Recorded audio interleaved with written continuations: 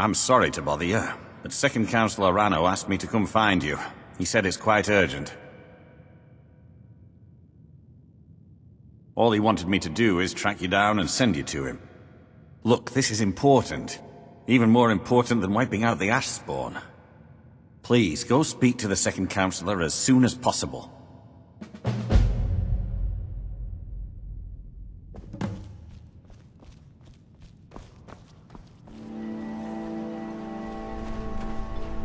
Thank you for coming. After everything you've already done for Ravenrock, I hate to ask for more, but I can't risk Councillor Morvayn being killed.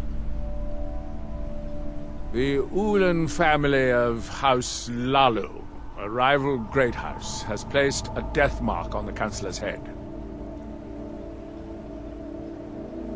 It's a private matter. Let's just say they seek revenge for the execution of one of their own, ordered by Councillor Morvayn himself. The problem is I don't have any solid proof that anyone from House Lalu is hidden among us. Only my suspicions. It may be justified, but it certainly isn't appreciated. Councillor Morvayn simply feels that I'm being paranoid. I'm afraid that one day I'll awaken and discover him dead, and I don't want it to come to that. I do. I've received some information from my sources that there could be elements of Ulan's house, House Lalu, already in Ravenrock. Ravenrock is a small settlement, so it's hard to accomplish anything in secret. If any of them is from House Lalu, I wouldn't be able to make a move without them knowing. I had a feeling you'd be willing to listen to me. I need you to start out by being my eyes and ears. Search Ravenrock and see if you can root out these traitors. The best place to start would be Geldis Sadri, over at the Retching Netch Corner Club. If he provides you any leads, check them out before bringing them to my attention. I can't afford to make any mistakes.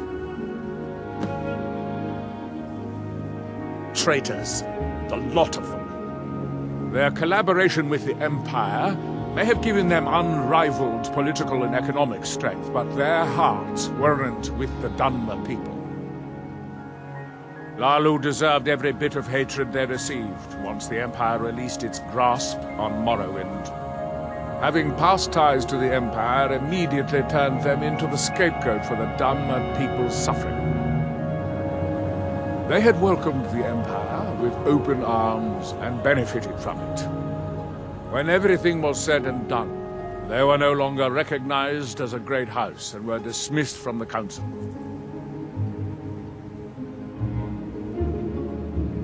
I maintain a few contacts in other Dunmer settlements across Tamriel. Most hail from House Redoran, but there are a few from other houses. Most of my contacts live leagues away from Solstheim. Sending the occasional message back and forth is all we can manage, and sometimes takes months or more to arrive. However, any information we can glean in times like this I consider vital to House Redoran's survival. I maintain a few most hail from House... Most of... Sending the occasional... However, any information we can glean in time... During the Oblivion Crisis, gates to the Plane of Oblivion opened all over Morrowind. The Empire pulled most of its forces out of Morrowind to deal with the gates in their own homeland, leaving us virtually defenseless. We had no standing army at the time, just uncoordinated pockets of resistance. House Redoran took charge and was slowly able to build an army. It took years, but it became a force to be reckoned with.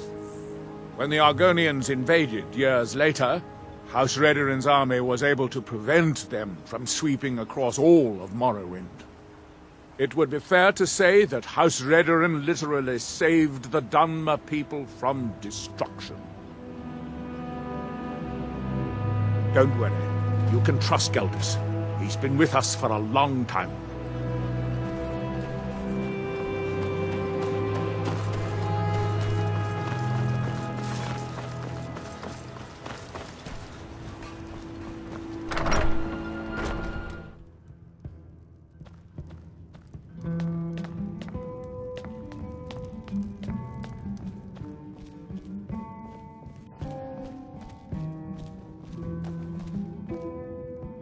You've brought Ravenrock back from the brink, traveler.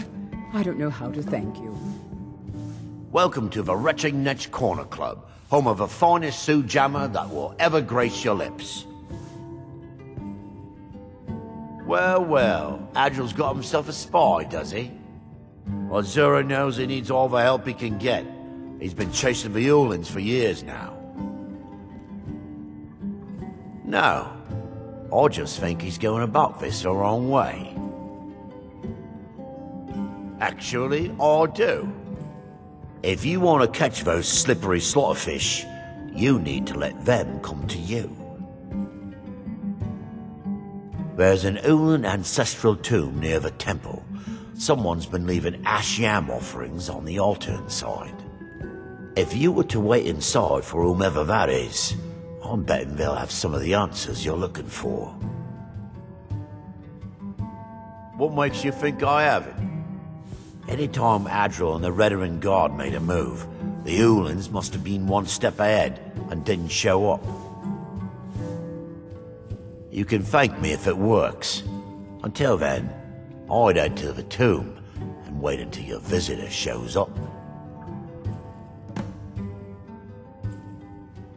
When a Dunmer is laid to rest, the body is burned and returned to the ashen soil.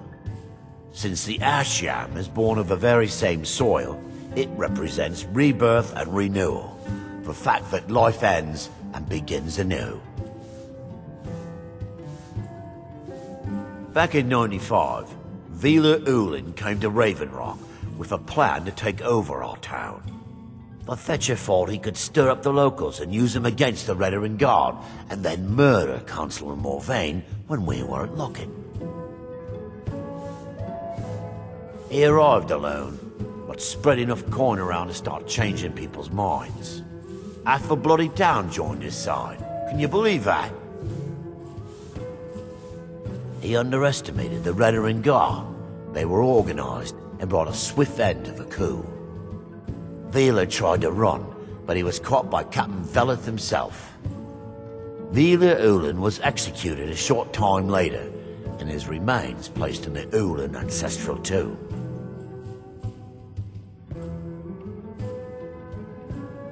Safe travels, Outlander.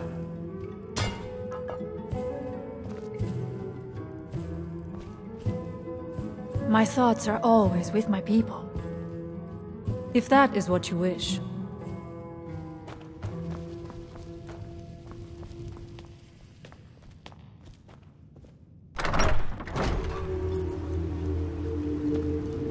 I can't believe I've been stuck here.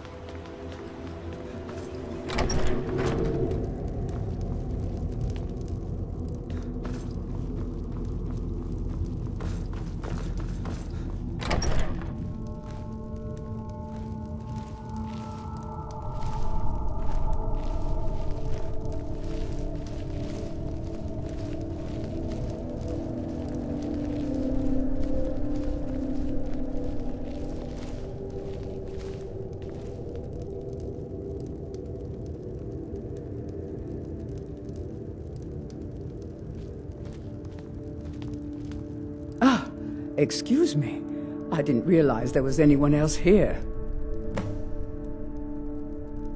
I presume the same thing you're doing, leaving an offering for the departed. Forgive my surprise. It's just that I wouldn't expect that sort of behavior from someone who isn't Dunmer. Since there aren't any Ulins left on this island, I've taken it upon myself to leave the traditional offering in their stead. What do you mean? I thought I was clear. I'm simply honoring a fellow departed Dunmer. Now, if you'll excuse me, I'd like to meditate a bit. Please, I don't wish to be disturbed while I'm meditating.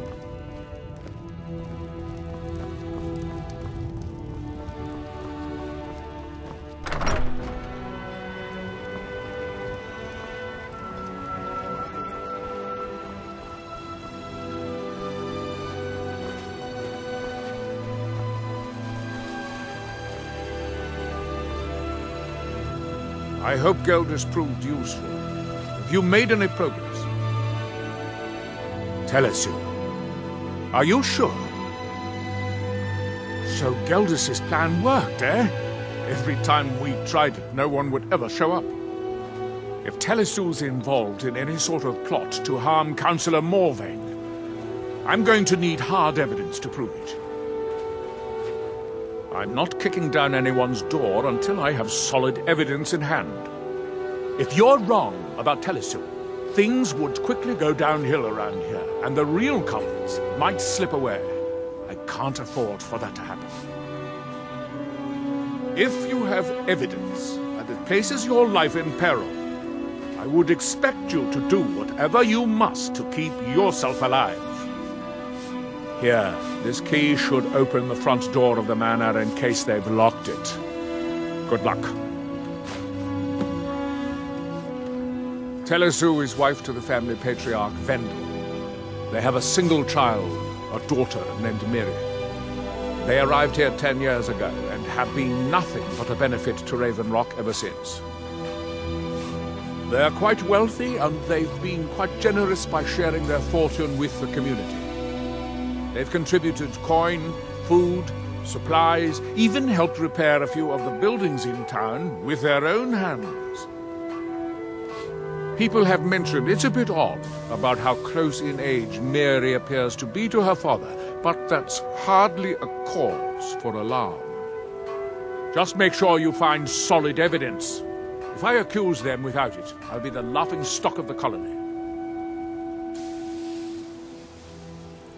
Villa Ulen wasn't the first Ulen to live in Raven Rock. His father, Valen Ulen, was one of the first Dunmer to settle here. Unlike his son, Villa, Valen was a good man. He contributed to the community and was quite respected. When Valen died, his family provided the funds to construct the tomb. The Ulen family being a part of House Lalu didn't matter. It's Dunmer's tradition for the ashes of the deceased to be placed in an ancestral tomb. Valen Ulen and his son's remains were both laid to rest there because that's what he'd requested. Be careful. Trade us, and they'll be well armed.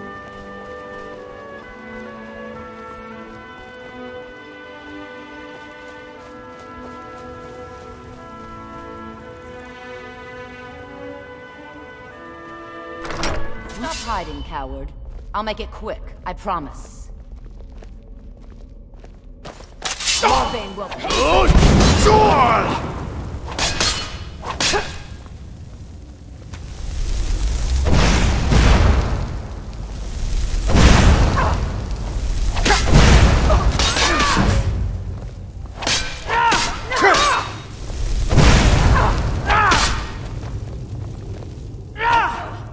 Not like this!